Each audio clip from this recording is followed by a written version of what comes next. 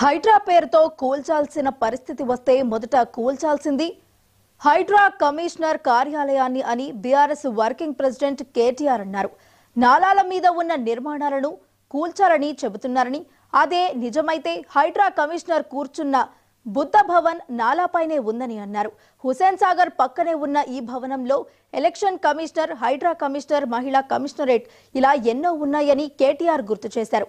ఆ తర్వాత నాలాపైన ఉన్న జీహెచ్ఎంసీ ఆఫీసును కూల్చేయాలని అన్నారు. అన్ని నిర్మాణాలకు అనుమతి ఇచ్చే జీహెచ్ఎంసీ భవనం కూడా నాలాపైనే ఉందని ఆరోపించారు. అసలు 60 ఏళ్లుగా పాలించిన కాంగ్రెస్ చెరువులను ఎందుకు గుర్తించలేదో చెప్పాలని డిమాండ్ చేశారు.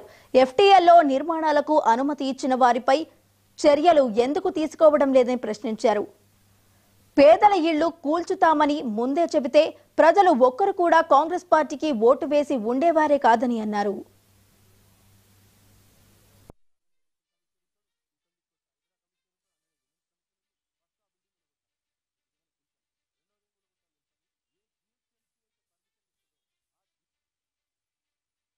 Salsi vaste, and I'm saying this as a minister who worked in municipal department for 8 years. 8 ఏళ్ళు మున్సిపల్ మినిస్టర్ గా నేను పనిచేస్తున్నాను. కూల్చాల్సి వస్తే మొదట కూల్చాల్సింది నాలాల మీద ఉన్న వాటిని కూల్చాలంటున్నారు కదా. ఫస్ట్ కూల్చాల్సింది హైడ్రా కమిషనర్ ఆఫీస్. బుద్ధ భవన్ ఏదైతే ఎక్కడైతే హైడ్రా కమిషనర్ కూర్చున్నాడో అదే నాలా మీద ఉంది.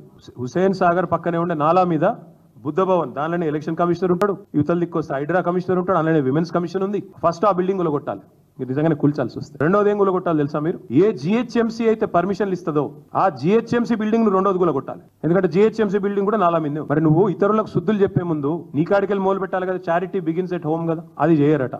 నాకు తెలిసి మరి ముఖ్యమంత్రి గారికి నా అవకాశం ఇస్తే మనం కొత్తగా కట్టుకున్న డాక్టర్ బాబాసాహెబ్ అంబేద్కర్ సెక్రటేరియట్, ఎందుకంటే ఆయన ఒక లక్ష్యం పెట్టుకున్నాడు, కేసీఆర్ ఆనవాళ్ళు లేకుండా చేయాలి. మరి సెక్రటేరియట్ ను చూడగానే అందరు కేసీఆర్ గుర్తొస్తాడు. మొన్న గణపతి బప్ప మోరియా అనుకుంటే వెయిన్రాడికి వెళ్ళి ఆడ రాగానే కేసీఆర్ యాదకొచ్చింది. కేసీఆర్ పాటలు పెట్టగానే ముఖ్యమంత్రికి ఇరిటేషన్ వస్తున్నది. మరి ఆయన సంధిస్తే అది కూడా ఎఫ్టీఎల్ ఆయన సెక్రటేరియట్ కూడా గొలగొడతాడేమో నా డౌట్. కూల్చాల్సి వస్తే